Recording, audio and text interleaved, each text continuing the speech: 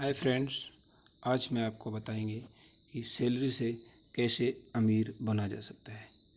तो पैसे का यदि आप मैनेजमेंट कर सकते हो ठीक तरह से तो आप अमीर बन सकते हो। इसलिए मैं आज आपको सिखाऊंगा सैलरी से अमीर बनने का फार्मूला। क्या फार्मूले अपना के आप ज़्यादा से ज़्यादा अमीर बन सकते हो। ये कोई ज़रूरी नहीं है कि बिजनेसमैन ही करोड़पति बनता है, नहीं, सैलरी मैन भी करोड़पति बनता है। आइए हम आपको दिखाते हैं कि कैसे बनता है। कुछ फार्मूले हैं जिनको आप अपनाइए और आप आसानी से अमीर बन सकते हो। जैसे रूल फॉर सैलरी होल्डर्स, जो सैलरी होल्डर्स रहते हैं उनके लिए एक नियम है 50-30-20% का rule. Suppose your salary is 20,000।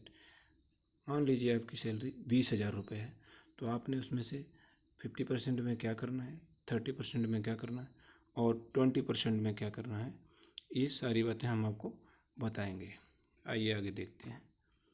50% basic needs.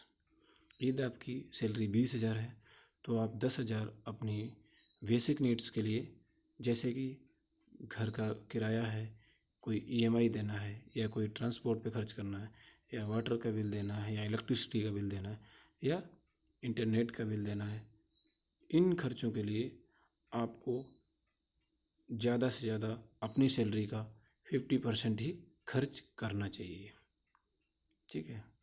और 30% में क्या करना, वांट्स, हमारी कुछ इच्छाएं होती हैं, हम कुछ चाहते हैं कि हम ये कर लें, हम वो कर लें, तो उन चीज़ों के लिए 30% आप अपनी सैलरी, जैसे 20,000 पेमेंट है तो उसमें 6,000 ही महीने पे उन चीज़ों में खर्च कीजिए। जैसे आपको अच्छी घड़ी लेना है, या गाड़ी लेना है, या मोबाइल लेना है, या लैपटॉप लेना है, तो उन पे, या कोई गाड़ी कर वो लेना है, तो आप इन चीज़ों पे उतना ही खर्च कीजिए जितना आपके बजट के हिसाब से। मान लो 30% बनता है तो 6,000 ही महीने पे खर्च कीजिए। और आप सोचते हो कि मैं दिखावे के लिए एक्सपेंसिव शू पहन लूँ, एक्सपेंसिव क्लोथ पहन लूँ, तो आप अपना एक्सपेंस बढ़ा रहे हैं। तो ये 30 की जगह आप 50 कर लोगे तो फिर आपकी सेविंग के लिए कुछ बचेगा नहीं, आप वैसे की वैसे ही रह जाएंगे। जैसे एक व्यक्ति था जो अपनी सैलरी से 20% सालाना बचाता था, तो 20 साल बाद उसके पास करोड़ों रुपए हो गया। एक व्यक्ति था जो कमाता था, तुरंत खर्च करता था, तो उसके पास 20 साल बाद वो जैसे का तैसे ही रहा, और जो थोड़ा सेविंग करने वाला था वो बहुत अमीर बन गया।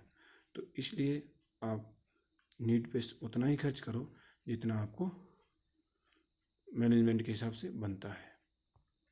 ये 20% सेविंग इन इन्वेस्टिंग के लिए, आपका 20,000 पेमेंट है तो उसमें से 4,000 रुपये आप, ज़्यादा नहीं, 4,000 किसके लिए, रिटायरमेंट प्लान के लिए, बच्चों की पढ़ाई के लिए, बच्चों की शादी के लिए, या किसी स्टॉक में लगाना है, या किसी म्यूचुअल फंड में लगाना है, या एफडी करनी है, या पीपीएफ करना है, तो इन सब में इन्वेस्ट कर दीजिए। तो वो आपके उस समय में अच्छा काम आएगा और आपको लगेगा कि हाँ, हमारे पास पैसा है। सपोज करो कुछ दिन जॉब करने के बाद, आफ्टर सम टाइम्स योर है, आपने बहुत अच्छा एक्सपीरियंस ले लिया और आपकी सैलरी बढ़ गई, ठीक है, सैलरी आपकी 40,000 हो गई, तो आप थोड़ा सा फार्मूले में चेंजमेंट कर दीजिए। बेसिक नीड्स, बेसिक नीड्स जो 40% खर्च कर दीजिए। 40 का मतलब 16,000 रुपया। जो चीज़ आप 10,000 में खर्च कर रहे थे, चला रहे थे, वो 16 में आसानी से चला सकते हो। 10 में चल रहा था तो 16 में चल ही जाएगा, ठीक है। इसलिए 40% ही कर दीजिए। जो वांट्स थी 30% वाली, उनको क्या करना है, 20% कर दीजिए। 20 का मतलब 4,000 हो गया, नहीं 8,000 हो गया, सॉरी। पहले 6,000 में अपनी इच्छाओं की पूर्ति करते थे, तो 8,000 में कर लो, ये भी बढ़ गया है, ये भी आसानी से हो सकते हैं। और 40% आप सेविंग और इन्वेस्टिंग में लगा दीजिए।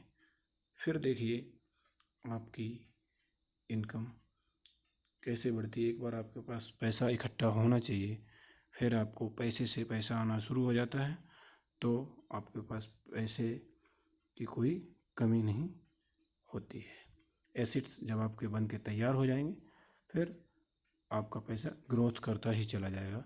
आपको ज़्यादा कुछ ज़िंदगी में जद्दोजहद करने की ज़रूरत नहीं है।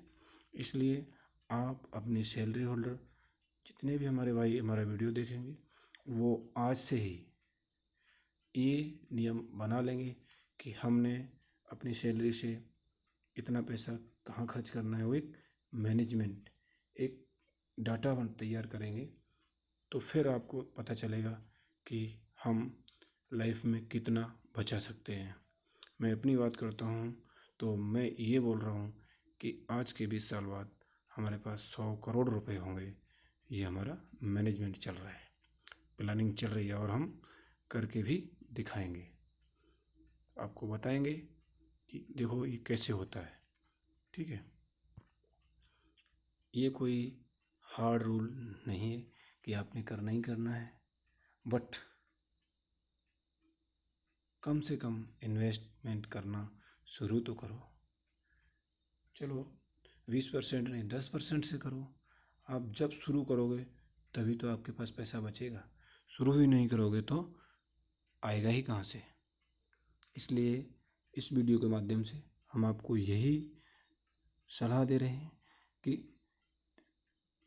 सारे लोग सैलरी होल्डर ही होते हैं, चाहे वो गवर्नमेंट जॉब हो चाहे वो प्राइवेट जॉब हो। तो आप अपनी सैलरी का मैनेज करिए, खर्चे को मैनेज करिए, और उसके हिसाब से अपना सेविंग में ज़्यादा से ज़्यादा जितना लगा सकते हो उतना लगाओ, और लास्ट में आप अपनी लाइफ को एंजॉय कीजिए। यदि हमारा वीडियो अच्छा लगा तो सब्सक्राइब कर दीजिए, बेल आइकन भी दबाइए, और जय हिंद जय भारत।